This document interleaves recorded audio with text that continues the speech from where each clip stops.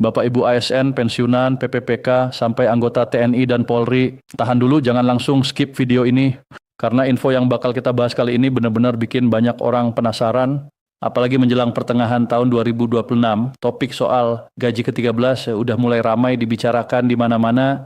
Nah, yang bikin makin heboh, sekarang tanggal pencairannya sudah mulai terang benderang setelah aturan resminya ditekan langsung oleh Presiden Prabowo Subianto. Jadi ini bukan sekadar isu warung kopi atau kabar dari grup WhatsApp yang belum jelas sumbernya, semuanya sudah ada dasar hukumnya. Dan di video ini kita bakal kupas lengkap, mulai dari kapan cairnya, siapa aja yang berhak menerima, berapa besarannya, sampai kenapa kebijakan ini dianggap penting banget buat ekonomi Indonesia tahun 2026.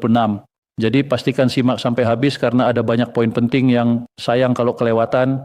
Assalamualaikum warahmatullahi wabarakatuh. Salam hangat dan salam sejahtera untuk seluruh Bapak Ibu ASN di seluruh Indonesia, para prajurit TNI, anggota Polri, PPPK, CPNS, dan tentunya para pensiunan yang selama puluhan tahun sudah mengabdikan tenaga dan waktunya untuk negeri ini. Semoga semuanya selalu diberikan kesehatan, rezeki yang lancar, umur panjang yang penuh keberkahan, dan keluarga yang selalu dalam lindungan Tuhan Yang Maha Esa. Amin. Balik lagi di channel ini, tempat kita ngobrol santai tapi tetap serius soal informasi terbaru yang khusus membahas dunia ASN, pensiunan, kebijakan pemerintah, dan berbagai kabar penting yang berhubungan dengan kesejahteraan para abdi negara. Dan hari ini kita bakal bahas salah satu topik yang paling ditunggu jutaan keluarga di Indonesia, yaitu soal gaji ke-13 tahun 2026. Jujur aja, setiap kali masuk pertengahan tahun, pertanyaan yang paling sering muncul pasti sama, kapan gaji ke-13 cair? Apakah pensiunan dapat juga? PPPK masuk enggak? Besarannya berapa? Nah, semua pertanyaan itu akhirnya mulai terjawab setelah pemerintah resmi mengeluarkan Peraturan Pemerintah Nomor 9 Tahun 2026 yang ditandatangani Presiden Prabowo Subianto pada tanggal 3 Maret 2026. Artinya apa? Artinya pemerintah sudah memberikan kepastian hukum terkait pencairan gaji ke-13 tahun ini. Jadi bukan sekadar rencana atau janji. Aturan resminya sudah ada. Dalam aturan tersebut dijelaskan beberapa poin penting yang wajib diketahui seluruh ASN dan pensiunan di Indonesia. Pertama, gaji ke-13 mulai bisa dicairkan paling cepat pada bulan Juni 2026. Kedua, penerimanya bukan cuma PNS aktif saja. Ketiga, perhitungan gaji ke-13 didasarkan pada komponen penghasilan bulan Mei 2026. Dan yang keempat, pemerintah memberikan fleksibilitas kepada instansi yang mungkin masih membutuhkan waktu tambahan untuk proses administrasi sehingga pencairannya tetap bisa dilakukan walaupun lewat bulan Juni jika memang ada kendala teknis. Nah, sekarang kita masuk ke pertanyaan yang paling ramai ditanyakan orang-orang. Siapa aja sih yang berhak menerima gaji ke-13 tahun 2026 ini? Yang pertama tentu saja seluruh PNS aktif baik di pemerintah pusat maupun pemerintah daerah. Jadi selama statusnya masih aktif menjalankan tugas sebagai aparatur sipil negara, maka berhak menerima gaji ke-13. Yang kedua adalah CPNS. Nah, ini kabar yang bikin banyak calon pegawai negeri senyum lebar. Meskipun masih dalam masa percobaan, CPNS tetap mendapatkan hak gaji ke-13 sesuai ketentuan yang berlaku. Yang ketiga yaitu PPPK. Selama ini banyak PPPK yang sering bertanya-tanya apakah mereka bakal mendapatkan hak yang sama seperti PNS terkait tunjangan dan bonus tahunan. Nah, tahun ini pemerintah kembali memastikan bahwa PPPK juga termasuk penerima gaji ke-13. Kemudian berikutnya ada seluruh prajurit TNI dari Angkatan Darat, Angkatan Laut, sampai Angkatan Udara. Setelah itu, anggota Polri dari berbagai satuan dan tingkatan kepangkatan juga masuk dalam daftar penerima. Lalu ada pejabat negara yang menjalankan tugas kenegaraan sesuai aturan yang berlaku. Dan tentu saja yang paling menjadi perhatian besar adalah para pensiunan serta penerima tunjangan pensiun.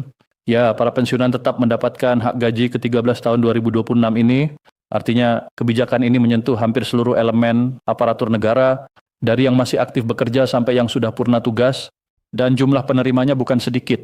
Diperkirakan mencapai jutaan orang di seluruh Indonesia, makanya dampaknya bukan cuma terasa di level keluarga ASN saja, tapi juga sampai ke ekonomi nasional. Sekarang kita bahas bagian yang paling bikin penasaran, kapan tepatnya gaji ke-13 cair? Berdasarkan Peraturan Pemerintah Nomor 9 Tahun 2026, pencairan dijadwalkan mulai bulan Juni 2026. Tapi perlu dipahami juga, proses pencairannya tidak dilakukan serentak dalam satu hari, jadi kemungkinan besar akan dilakukan secara bertahap tergantung kesiapan masing-masing instansi. Kenapa bisa begitu? Karena setiap kementerian, lembaga, dan pemerintah daerah punya proses administrasi yang berbeda-beda. Ada yang sudah siap lebih cepat, ada juga yang masih harus menyelesaikan verifikasi data dan pengajuan pencairan. Sebagai contoh, pemerintah Provinsi Lampung sudah mengumumkan kesiapan anggaran untuk pembayaran gaji ke-13 lebih dari 26.000 pegawai termasuk PNS dan PPPK paruh waktu. Mereka bahkan menargetkan pembayaran dimulai pada minggu pertama Juni 2026 setelah proses administrasi seluruh OPD selesai. Ini jadi sinyal positif bahwa pemerintah daerah mulai bergerak aktif supaya hak para pegawai dan pensiunan bisa diterima tepat waktu. Jadi kalau ada daerah yang cair duluan, sementara daerah lain masih proses, itu hal yang wajar karena bergantung pada kesiapan administrasi masing-masing. Khusus untuk para pensiunan, mekanisme pencairannya biasanya berbeda dengan ASN aktif, karena umumnya pembayaran dilakukan melalui PT Taspen Persero dan bank-bank penyalur yang bekerja sama.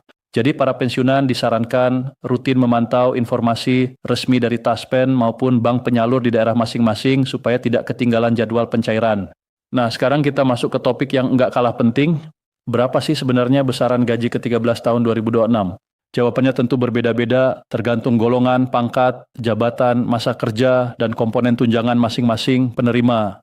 Untuk ASN aktif, komponen perhitungannya meliputi gaji pokok, tunjangan keluarga, tunjangan suami atau istri, tunjangan anak, tunjangan pangan atau tunjangan beras, tunjangan jabatan atau tunjangan umum, dan beberapa komponen tambahan lainnya sesuai ketentuan instansi masing-masing.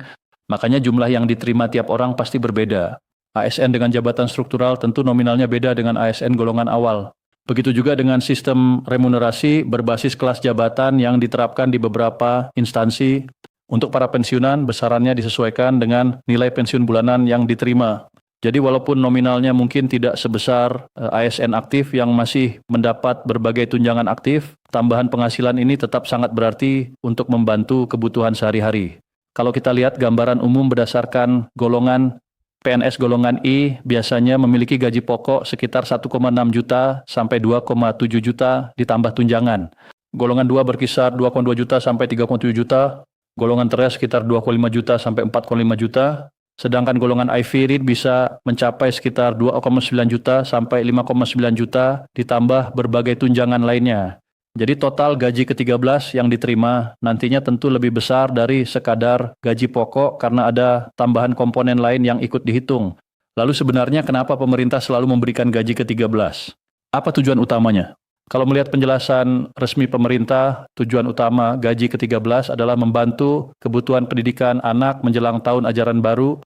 Makanya pencairannya hampir selalu dilakukan di pertengahan tahun menjelang bulan Juli. Karena kita tahu sendiri masa masuk sekolah itu pengeluaran keluarga biasanya naik lumayan drastis. Mulai dari biaya daftar sekolah, beli seragam, buku pelajaran, alat tulis, sepatu, tas baru, uang kegiatan sekolah, sampai biaya transportasi dan uang jajan anak.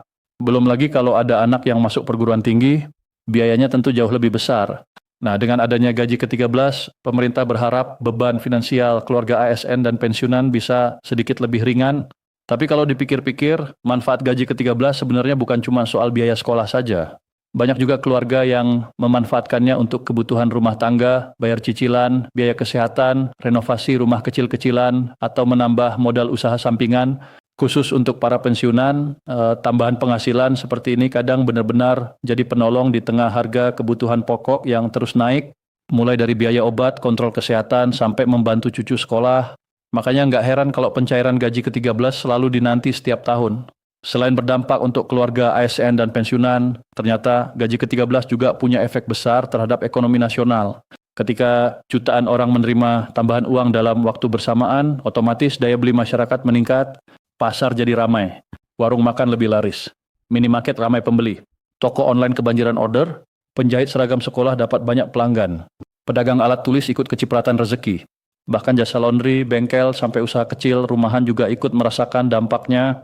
Makanya pemerintah melihat pencairan gaji ke-13 sebagai salah satu instrumen untuk menjaga pertumbuhan ekonomi nasional tetap bergerak positif. Menteri Koordinator Bidang Perekonomian Airlangga Hartarto juga menekankan pentingnya percepatan belanja pemerintah untuk menjaga pertumbuhan ekonomi kuartal kedua tahun 2026 tetap kuat. Salah satunya lewat pembayaran gaji ke-13 kepada ASN. Beliau juga menyampaikan bahwa indeks optimisme sektor manufaktur Indonesia masih berada di atas level 52. Buat yang belum tahu, angka di atas 50 menunjukkan kondisi ekspansi atau pertumbuhan industri yang positif. Jadi angka tersebut dianggap cukup menggembirakan di tengah tekanan ekonomi global yang masih belum sepenuhnya stabil. Sementara itu, data Badan Pusat Statistik menunjukkan bahwa Pulau Jawa masih menjadi penyumbang terbesar terhadap produk domestik bruto nasional dengan kontribusi lebih dari 57% pada triwulan pertama 2026. Sektor akomodasi, makan minum, dan konsumsi masyarakat juga masih menjadi tulang punggung ekonomi nasional. Nah, disinilah pencairan gaji ke-13 dianggap penting. Karena ketika jutaan ASN dan pensiunan membelanjakan uangnya, roda ekonomi di berbagai daerah ikut bergerak, bukan cuma di kota besar, tapi juga sampai ke daerah-daerah. Selain gaji ke-13, pemerintah juga sedang menjalankan berbagai program lain untuk menjaga daya beli masyarakat. Salah satunya bantuan pangan untuk lebih dari 33 juta keluarga penerima manfaat di seluruh Indonesia. Kemudian ada subsidi energi dalam jumlah ratusan triliun rupiah untuk BBM, LPG 3 kg, dan listrik bersubsidi. Bayangkan kalau subsidi itu dicabut, harga kebutuhan hidup pasti bakal melonjak jauh lebih tinggi. Pemerintah juga terus menyiapkan stimulus untuk sektor industri supaya lapangan kerja tetap terbuka dan pertumbuhan ekonomi nasional tetap terjaga. Jadi kalau dilihat secara keseluruhan, gaji ke-13 sebenarnya bagian dari paket kebijakan besar pemerintah untuk menjaga stabilitas ekonomi dan daya beli masyarakat. Sekarang kita bahas sedikit soal kesiapan pemerintah daerah. Karena tiap tahun pasti ada pertanyaan, daerah saya siap enggak ya cair tepat waktu? Sejauh ini kabarnya cukup positif. Salah satu contohnya tadi dari pemerintah Provinsi Lampung yang sudah menyatakan kesiapan anggaran, tapi memang proses pencairan di daerah melibatkan banyak tahapan administrasi. Masing-masing OPD harus melakukan verifikasi data pegawai, menyelesaikan dokumen administrasi, lalu mengajukan permintaan pencairan ke Biro Keuangan. Jadi wajar kalau prosesnya membutuhkan waktu dan koordinasi yang matang. Karena itulah pemerintah memberikan fleksibilitas bagi instansi yang masih memerlukan tambahan waktu administrasi supaya pembayaran tetap bisa dilakukan walaupun lewat bulan Juni. Dan sekarang ada satu bagian yang rasanya paling menyentuh hati untuk para pensiunan. Bapak Ibu pensiunan yang kami hormati, mungkin banyak orang tidak benar-benar memahami bagaimana perjuangan generasi sebelumnya membangun negeri ini. Ada yang puluhan tahun bertugas jauh dari keluarga, ada yang bekerja di pelosok daerah, ada yang mengabdi tanpa mengenal waktu demi pelayanan kepada masyarakat. Sekarang setelah memasuki masa pensiun, tentu harapannya bisa menikmati hidup lebih tenang. Tapi kenyataannya banyak pensiunan yang masih harus berjuang menghadapi biaya hidup yang terus meningkat, harga sembako naik, biaya kesehatan makin mahal, kebutuhan rumah tangga terus berjalan. Sementara penghasilan pensiun kadang terasa makin sempit kalau dibandingkan kebutuhan sekarang. Makanya tambahan seperti gaji ke-13 ini seringkali punya arti yang jauh lebih besar daripada sekadar angka di rekening. Bisa jadi untuk membeli obat rutin, membantu cucu sekolah, membayar kebutuhan rumah, atau sekadar memberikan rasa tenang bahwa pengabdian mereka masih dihargai negara. Karena sejatinya para pensiunan bukan beban negara, mereka adalah orang-orang yang dulu ikut membangun fondasi negeri ini lewat tenaga, pikiran, dan pengabdian panjang selama bertahun-tahun. Dan sebelum video ini selesai, ada satu hal penting yang juga perlu kita ingat bersama. Gaji ke-13 memang menyenangkan, tapi akan jauh lebih bermanfaat kalau dikelola dengan bijak. Karena kadang ketika uang tambahan masuk, godaan belanja impulsif juga ikut besar. Akhirnya uang habis begitu saja tanpa terasa, padahal kebutuhan penting masih banyak. Coba prioritaskan kebutuhan utama dulu. Kalau ada kebutuhan pendidikan anak, selesaikan itu lebih dulu. Kalau ada utang atau cicilan yang memberatkan, mungkin bisa mulai dicicil. Kalau memungkinkan, sisihkan sebagian untuk dana darurat atau tabungan kesehatan. Buat para pensiunan, tambahan ini juga bisa dipakai untuk kebutuhan kesehatan rutin atau simpanan cadangan supaya lebih tenang menghadapi kebutuhan mendadak di masa depan. Intinya, gaji ke-13 bukan cuma soal menerima uang tambahan, tapi bagaimana tambahan itu benar-benar membawa manfaat untuk keluarga dan kehidupan sehari-hari. Semoga proses pencairan tahun 2026 berjalan lancar tanpa hambatan, berarti semoga seluruh ASN, PPPK, TNI, Polri, pejabat negara, dan para pensiunan bisa menerima haknya tepat waktu. Dan semoga kebijakan ini benar-benar membantu meringankan beban jutaan keluarga Indonesia di tengah kondisi ekonomi yang masih penuh tantangan. Kalau Bapak Ibu merasa informasi ini bermanfaat, jangan lupa bantu share video ini ke keluarga, teman kerja, grup pensiunan, atau rekan ASN lainnya supaya makin banyak yang tahu informasi resminya. Dan pastinya tetap pantau informasi terbaru karena kalau ada update soal jadwal pencairan atau aturan teknis lainnya, kita bakal bahas lagi di sini. Terima kasih sudah menonton sampai akhir. Semoga sehat selalu dan dimudahkan segala urusannya. Wassalamualaikum warahmatullahi wabarakatuh.